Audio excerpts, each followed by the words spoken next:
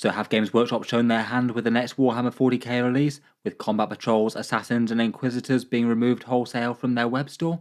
Plus let's take a look at a creepy new tech priest, and a roundup of the Warhammer 40k releases and previews that should be happening over the next few weeks.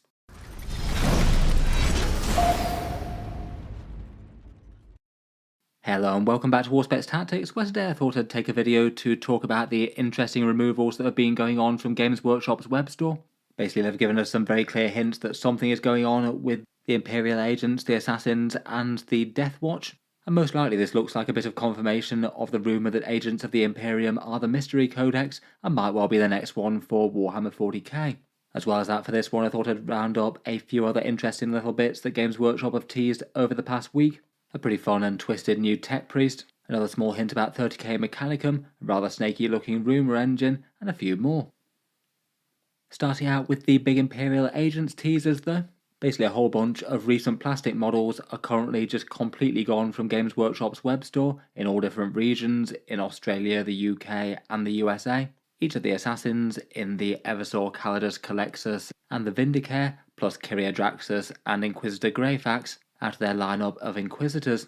Looking through some of the other Imperial Agents type things, looks like Karamazov has currently been removed from the UK web store, interestingly, though he seems to be listed on the other ones. And Inquisitor Kotiaz is still there, though it's marked sold out online on I think the US and the Australian one, though is in stock in the UK one. On top of that, the Deathwatch Combat Patrol is marked sold out online in all regions as well. Basically it looks like Games Workshop is doing something really quite serious with the Imperial Agents. Usually with the coding and things that Games Workshop use on their web store, they typically list things as temporarily out of stock if they're just a miniature that they're keeping around on their web store and are planning to make more, but they just haven't managed to make the production capacity for that. It's often the case when lots of popular kits go out of stock. When they make them really good in game or something, that's usually how they're listed, and then when they manage to rattle off a few more off the production line, they go back into stock again.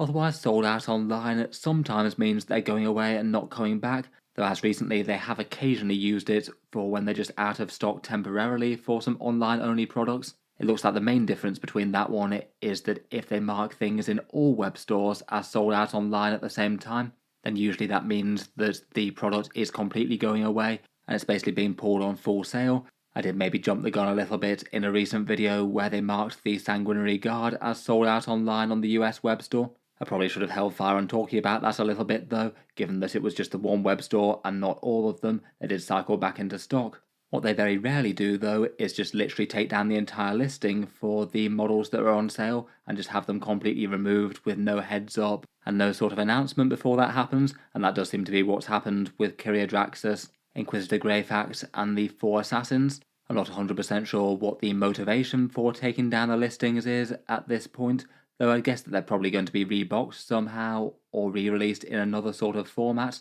I think that these models are kind of spectacularly unlikely just to be removed wholesale and never come back compared with a bunch of their old Finecast offerings. The Assassins are really quite popular miniatures and must sell at least fairly well, given that it often makes sense to have things like a random Eversor Assassin or a random Calidus Assassin bouncing around doing secondary objectives in game. Lots of Imperial armies can make good use of them, whether you happen to be playing Space Marines, Imperial Knights or something different. Kyria Draxus, I feel like, must have had a fair bit of pressure from in-game sales as well, particularly from Adeptus Custodes, how she works so well with the Custodian Guard. Maybe Greyfax a little bit less so, though it's still really quite a cool Ordo Hereticus Inquisitor. Basically there's no real reason to just outright take these models down. I suspect that they all sell quite well for them, and certainly if they were going to take down any Inquisitors and things, it'd be the older Finecast type miniatures like Kotiaz and Karamazov, who don't look like they've gone away completely yet. So my guess is that they're either just taking them down to maybe update listings or maybe update packaging for them, maybe reboxing them with 10th edition type things as opposed to 9th edition, or possibly as an alternative they could be reboxed in some way, maybe sold alongside other units as a sort of battle force or combat patrol or combined offering of multiple assassins or something. That'd be rather fun, but I guess we'll wait and see on that front. The other thing that seems really quite telling is the Combat Patrol box for Deathwatch being marked as sold out online in all regions. This one Games Workshop absolutely do have precedent for throughout 10th edition.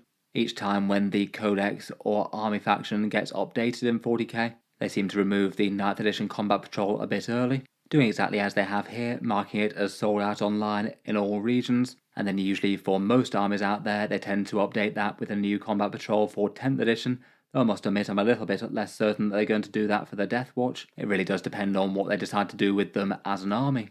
For actual combat patrol box sets, I feel like this one will be missed one of the least out of any of the 9th edition combat patrols, unfortunately. It was just basically 10 intercessors, 3 aggressors, an apothecary and a lieutenant with the Deathwatch upgrade sprue, which didn't even give you any cool options, just mainly those fun Litany Xena Mortis shoulder pads for them. I'd argue that the value of the box set, while not being utterly worthless, was a bit rubbish compared with most of the combat patrols as well. The main problem being that lieutenant that comes in the box. He basically just doesn't really add much value at all in my point of view. It's really easy just to kit bash from a standard intercessor or a blade guard veteran or something if you want something to look like a lieutenant. Yet given Games Workshop character prices, he makes up quite a big theoretical part of the value box, and I feel like you were better off with basically most of the other Space Marine combat patrols, particularly given that none of the units here are really great for making it into Deathwatch kill teams. In any case though, I guess this one will gradually run out of supply around the world.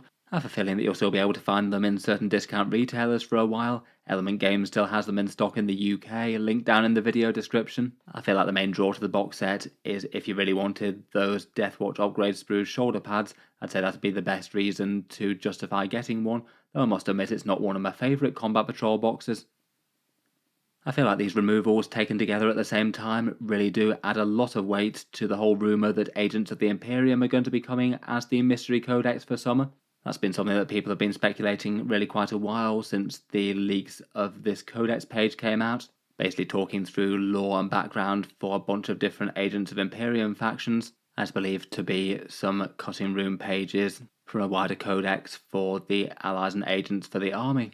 The fact that the Deathwatch Combat Patrol has been removed as well really does add a whole load of weight to the idea that Deathwatch might well get reinterpreted and incorporated in this book in some form, which certainly feels like it could be a bit of an apprehensive style moment for Deathwatch players, that depending on what they do with the faction might not necessarily be absolutely terrible, even if they just went the route of basically just reprinting all the Deathwatch datasheets and their detachment inside the same Agents of the Imperium book. I feel like they certainly have the page count within that book to justify that. They could have them side by side and maybe even offer some interesting interlocking options, giving the Deathwatch some better synergy with some Inquisitors or something. In any case, definitely feels a bit more likely given that Assassins and Deathwatch combat patrols are all disappearing at the same time. No idea whether the Deathwatch combat patrol will get replaced by another Deathwatch one, or perhaps something a bit more Agents of the Imperium focused one. I guess they probably will do a combat patrol if there is going to be a book for them. So far in 10th they have done a combat patrol for each and every army, though I guess the Agents of the Imperium feel a bit different. Overall, looks like there is pretty good odds that Agents of the Imperium is next though, given those miniature removals. The combat patrols have been a really solid indicator of what comes next in 10th edition so far. For miniature releases for such a release, Kotias has been speculated by people quite a lot recently. He was really heavily teased in the lore at the end of Arcs of Omen, in a bit of a strange and random aside for that, and that was a series that was very heavily linked to model releases. Pretty much all the major characters within that got a new miniature released, and given his prominence in the lore plus having a pretty ancient model that sticks out amongst the rest of the Inquisition, a lot of people speculated that they'd go for him. Another thing that I think would be on people's wish list would be a proper cool Primaris Deathwatch kill team. I think that even if they just did something like take the Veterans box set and update it in scale, that would please really quite a lot of people, and of course there's always a bit of scope for creativity when the Deathwatch have got so much access to such a lot of big gear. Look forward to hearing what you think though. Will Agents of the Imperium be next? And what do you make of these miniature removals? Otherwise, in 40k model news and releases, there's an interesting twisted biological tech priest called Tech Priest Hermatius Reborn. This one's another weird body horror creation from the whole Malstrain Gene Stealers range that they've got going for that Necromunda Hive Secundus narrative. This guy's really quite a warped and sinister miniature with a whole bunch of biological tendrils going alongside his mecha tendrils and other standard Mechanicus augmented bits. And he also comes with a little pet Malstrain Gene Stealer familiar as well, so that's nice too. Unfortunately, as with the rest of the bonus releases for the Malstrain Gene Stealers, looks like he'll be in Forge World resin, which is a bit of a downside. I think quite a few of the others didn't necessarily look like they were in resin at first glance. Maybe this one's a little bit more obvious, and that definitely turns off a fair few people just due to the expense and the more difficulty of working with the resin. The lore of this guy is kind of curious though. Basically, the idea is that he is the tech priest that unleashed the gene stealer cults on Hive Secundus, a bit of tech priest biologist gone mad apparently, and experimenting with things that he really shouldn't have been experimenting, but then the Inquisition caught up and captured and killed him. So this guy himself is actually a genetic mimic recreated by the twisted patriarch of Hive Secundus, the gene stealer infestation feeling that he was useful enough to keep around, so they basically reincarnated him and made him the magus of the cult. So in addition to his genetic tinkerings and his tech priest things, he's also a psyker, and basically in his spare time he works on developing the mouse strain DNA further, trying to fix the biggest flaws but no doubt twist them in other ways at the same time. In any case, kind of a fun model with some cool lore, I think. Next up, from a Rumour Engine earlier today, there's a great big snaky scale tail that I'm guessing probably isn't Demon Primarch Fulgrim. I feel like it's certainly going to be one that's on people's minds though, given that we know Emperor's Children are coming at some point in the not too distant future. And we're basically expecting a reimagination of this Forge World Fulgrim transfigured type miniature, who of course does have his part snake tail slithering over the battlefield. In terms of styling, this one does look really quite different to that though, with the sort of overlocking interlocks style scales, though there's no telling that they'd definitely copy him more or less one-to-one.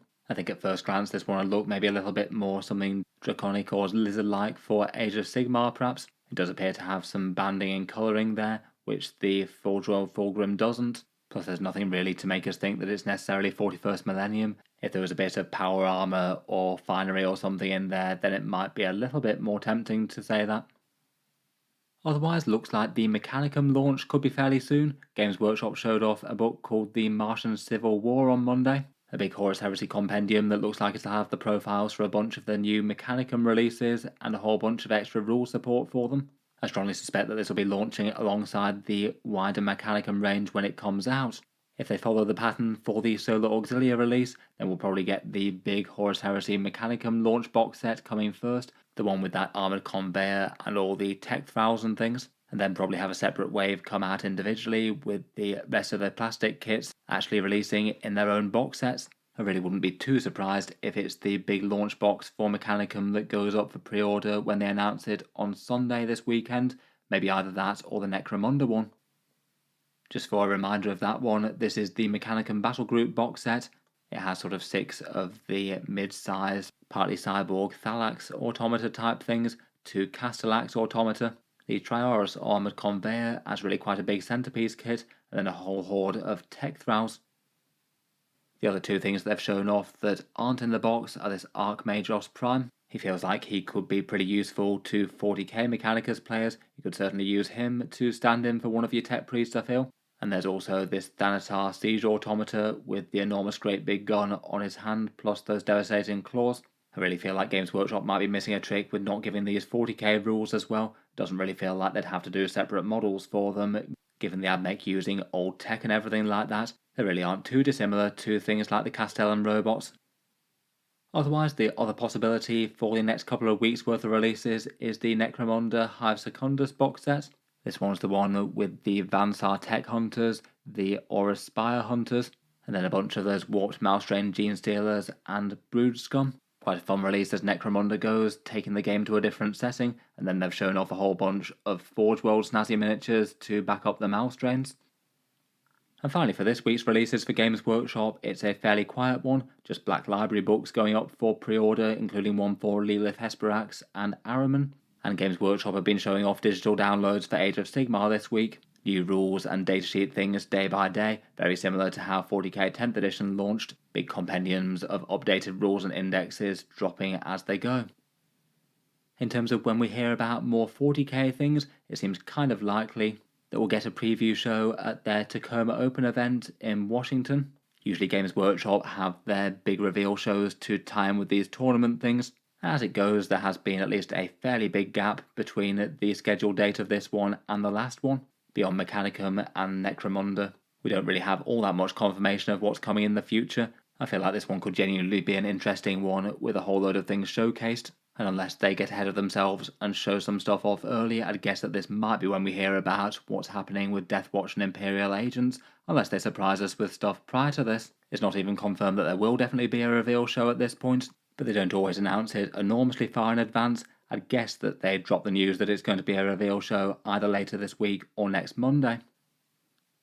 In any case though, let me know what you make of all these Assassin and Deathwatch combat patrol shenanigans going on. Do you think that this helps confirm rumours of an Agents of the Imperium style book? And what sort of form do you think that that will take? Look forward to hearing all your thoughts down in the comments below. If you've enjoyed the video, then feel free to subscribe to Auspex Tactics. I'll certainly try and keep abreast of Games Workshop's news and releases. I do tend to post new 40k videos every day, so subscribe or check back later if you'd like to see more. Finally, if you've been enjoying all the videos on the channel, I would just like to mention that Auspex Tactics does have a Patreon page as well, and you can find that linked in the video description if you'd like to help support and keep all the videos coming. Channel patrons do get a fair few advantages, seeing certain videos early, regular votes to see what sort of things come next on the channel, and automatic entry into the regular prize giveaways with a chance to win a few big model kits each month. If any of that sounds good to you, or you'd just like to help support, the link is down in the video description. In any case, a massive thank you for listening, and I'll hope to see you guys next time.